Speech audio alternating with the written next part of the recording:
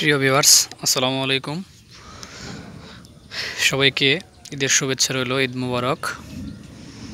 তো আজকে আমি আপনাদের সাথে কথা বলবো বৃষ্টির সিজনে পেঁপে ফলের যত্ন কিভাবে নিতে হয় এই বিষয় নিয়ে। তো প্রথমে আসি, পেঁপের ফল কিভাবে বৃষ্টির জনিত কারণে যাতে সমস্যা না হয় সেটা থেকে সুস্থ রাখা যায় এই বিষয় নিয়ে আজকে আপনাদের সাথে আমি আলোচনা করব। তো আমার সামনে যে গাছটি দেখতে পাচ্ছেন, দেখেন, এক কথায় পরিপূর্ণ ফলে ঢাকা আছে গাছটি। সুস্থ এবং সুন্দর একটি গাছ। এই গাছটিতে আপনারা লক্ষ্য করলে দেখতে পারবেন প্রচুর পরিমাণে কিন্তু ফল, কিন্তু এর মাঝে দেখবেন কিছু কিছু ফলে অতিরিক্ত বৃষ্টির কারণে স্পট পড়ে গেছে আর কি। আমি আপনাদেরকে দেখানোর চেষ্টা করতেছি, একটু ভালো করে খেয়াল করবেন আপনারা। তো এই যে জায়গাটা দেখেন, এই ফলটা, এটাতে দেখেন এই যে একটা স্পট কিন্তু। তো এরকম কিছু কিছু রিং স্পট দেখা যায় আর কি। এই দেখেন নিচেরটা তো আর কি। তো এটা বেশি বৃষ্টি যদি দেখা যায় সেক্ষেত্রে এই সমস্যাটা হতে পারে।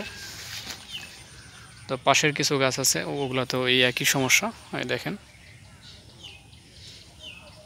এটা কিন্তু নষ্ট হয়ে গেছে ফল। এই দেখেন, এটাতে আরও বেশি সমস্যা, এটা কিন্তু আরও বেশি সমস্যা। তো এই দেখেন, এই জায়গাটা কিন্তু একদম পচে গেছে। তো যারা আমার ভিউয়ার্স রয়েছেন দেশ এবং দেশের বাইরে থেকে, যারা আমার ভিডিওগুলো কন্টিনিউ দেখেন, তো তাদের উদ্দেশ্যে আমি বলতে চাচ্ছি আর কি, যেহেতু পেঁপে একটি লাভজনক ফসল এবং বিশাল বিনিয়োগের প্রয়োজন এখানে রয়েছে এবং প্রফিটও এখানে অনেক বেশি। সো এই কারণে আপনারা এই বিষয়টা সবচেয়ে বেশি গুরুত্ব দিবেন যাতে ফলগুলো নষ্ট না হয়, ফলটাকে বেশি গুরুত্ব দেবেন। তো এর জন্য আপনারা যে কাজটা করবেন সেটা হচ্ছে প্রতি সপ্তাহে অন্ততপক্ষে এমিস্টার টপ সাথে জেস পাউডার, এমিস্টার টপ 10 ml, জেস পাউডার 25 থেকে 30 গ্রাম আপনারা স্প্রে করবেন, উপরেই স্প্রে করবেন, বৃষ্টি হোক বা না হোক। তাহলে দেখবেন ফলের যে অ্যানথ্রাকনোস অর্থাৎ পচনজনিত যে রোগটা আর কি বলা হয়, সেই রোগটা ইনশাল্লাহ প্রায় 80% আপনার সেফ থাকবে আর কি। তো দেখেন এখানে অনেক ফল কিন্তু নষ্ট হয়ে যাচ্ছে, এরকম একটা উপক্রম দেখা যাচ্ছে আর কি। ওই নিচের ফলটা তো সেম তাই। তো এই কারণে আমি আপনাদেরকে বলতে চাচ্ছি যে আপনারা এই বিষয়গুলো খুব গুরুত্ব দিয়ে দেখবেন, হেলায় কোনো গাছ ফেলে রাখবেন না।